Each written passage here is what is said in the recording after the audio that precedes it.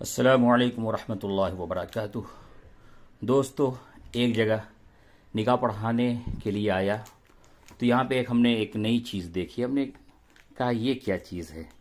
खैर, जब इसको खोला तो ये निकाह नामा है।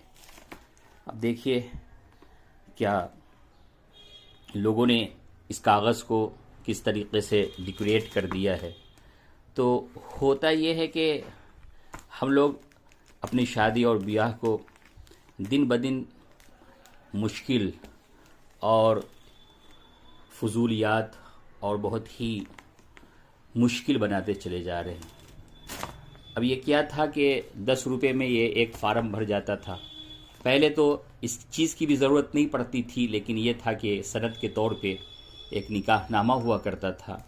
लेकिन अब इसको और भी महंगा बना दिया गया है।